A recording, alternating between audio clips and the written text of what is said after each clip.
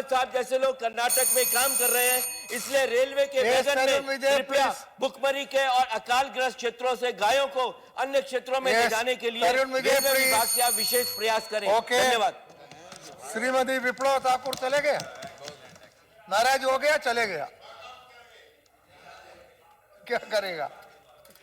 Now Shri Digvijay Singh. तीसरा point और last point. माननीय उपसभापति जी, प्रकृति के साथ यदि छेड़छाड़ होगा तो प्रकृति दंड देगी। और यदि आप देखेंगे पिछले 1.5 साल में जिस प्रकार के प्राकृतिक आपदाएं आई हैं, भूकंप, बाढ़, सूखा, ये भी एक शासन के जो हालात हैं उसमें प्रकृति भी ध्यान देती है, ऐसा कहा जाता है हमारे इलाके में। मूल रूप से आज जो मैं आपसे अनुरोध कर रहा हूं, आई एम नॉट, माननीय उपसभापति महोदय,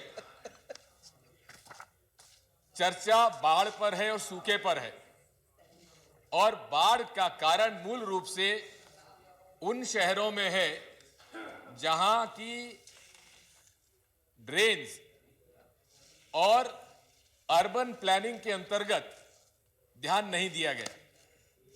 चाहे श्रीनगर का मसला हो, चाहे मुंबई के बाढ़ का मसला हो, चाहे चेन्नई के बाढ़ का मसला हो, मूल रूप से यह अर्बन प्लानिंग फेलियर के कारण है। दूसरा कारण इसके अंदर यह भी है कि जहां वर्षा ज्यादा होती रही है वहां जंगल होने की वजह से धीरे धीरे पानी नदी नालों में आता था। जंगल कट जाने के कारण बाढ़ जल्दी आती है, पानी जल्दी बहता है, साथ में सिल्ट भी लेकर आता है, और उस सिल्ट के कारण तालाबों में सिल्टेशन हो रहा है और तालाब की जो कैपेसिटी है वो कम हो रही है। जब तालाब की कैपेसिटी कम होगी तो जल्दी आपको पानी छोड़ना पड़ेगा।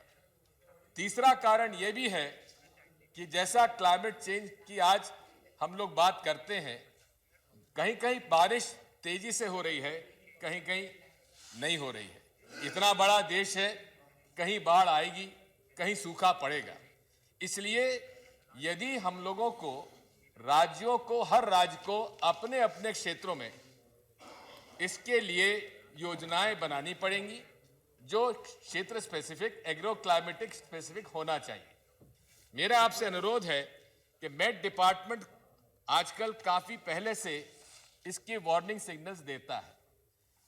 केंद्र स्तर पर और राज्य स्तर पर परमानेंट कंट्रोल रूम्स होना चाहिए, विशेषकर वर्षा के दिनों में, ताकि मेट डिपार्टमेंट के साथ उनकी क्लोज मॉनिटरिंग हो और उसके अंतर्गत वे उन क्षेत्रों में जहां भारी वर्षा की संभावना है वहां पर वे पूर्व में कुछ कदम उठा सकें जिसका कि उससे लाभ हो सके। चेन्नई शहर जो कि आसपास के इलाके में जहां तालाबों की भरमार थी, धीरे धीरे वहां के तालाबों की भरमार में रियल एस्टेट आने के बाद वहां पर वो नेचुरल ड्रेन्स भी रोक ली गई और तालाब भी भर गए, जिसकी वजह से वहां पर यह बात हुई है। यह भी एक कहां तक सही है मैं नहीं जानता, और एआईडीएम के डीएम के विवाद में मैं नहीं पढ़ना चाहता, लेकिन ऐसा बताया जाता है कि पानी तालाब से जल्दी छोड़ने के बाद और रेगुलेटेड वार्निंग्स नहीं होने के कारण ऐसा हुआ। ये ऐसा कई जगह ऐसा हुआ है। इसलिए मेरी आपसे प्रार्थना है कि फ्लड्स का जहां तक सवाल है इस पर ध्यान देना चाहिए। दूसरी बात है कि आज ड्राउट प्रूफिंग की आवश्यकता है। शरद पवार साहब ने जो बात कही है बहुत मैं उससे सहमत हूं। इस देश में ऐसे कई इलाके हैं जो ड्राउट अफेक्टेड हैं, उनके ड्राउट प्रूफिंग के लिए योजना बनाने की आवश्यकता है। आज इस देश में सबसे बड़ी समस्या है गिरते हुए भूजल स्तर की, और भूजल स्तर को अगर आपको पूरा करना है तो उसके लिए अंडरग्राउंड सर्वेज आपको करने पड़ेंगे। अंडरग्राउंड वाटर सर्वेज के साथ साथ आपको एक्विफर्स आइडेंटिफाई करने पड़ेंगे, और वर्षा के समय आज भी वर्षा होती है तो 28% ही केवल हम लोग उसका उपयोग करवा पाते हैं। 70% से ज्यादा पानी सागर में चला जाता है, ओशन चला जाता है। इसलिए इंटीग्रेटेड वाटरशेड मैनेजमेंट की आवश्यकता है और इंटीग्रेटेड वाटरशेड मैनेजमेंट के अंतर्गत जहां हमको ग्रासलैंड्स को भी बचाना चाहिए, पेड़ों को भी बचाना चाहिए, वहीं चीप मेथड्स को अपनाते हुए जो सरफेस रन ऑफ है वर्षा का, उसको नेचुरल जो एक्विफर्स ग्राउंड वाटर में है, अंडरग्राउंड है, उनको थ्रू डगवेल्स, थ्रू ट्यूबवेल्स उसको डाइवर्ट करने की आवश्यकता है। क्योंकि जब तक आपके नेचुरल एक्विफर्स को आप रिचार्ज नहीं करिएगा तब तक आप ग्राउंड वाटर को उपयोग नहीं कर सकते। ड्राउट रेजिस्टेंट वेराइटीज की आवश्यकता है, जैसा कि इंडोनेशिया की बात कही। Sir, I will take 2-3 minutes. मैं आपसे अनुरोध करता हूं कि ड्राउट रेजिस्टेंट वेराइटीज आपकी ऑयल सीड्स, पल्सेस और फूड ग्रेन तीनों में होना चाहिए, और विशेषकर उन क्षेत्रों के लिए जहां की अमूमन तौर पर सूखा पड़ता है।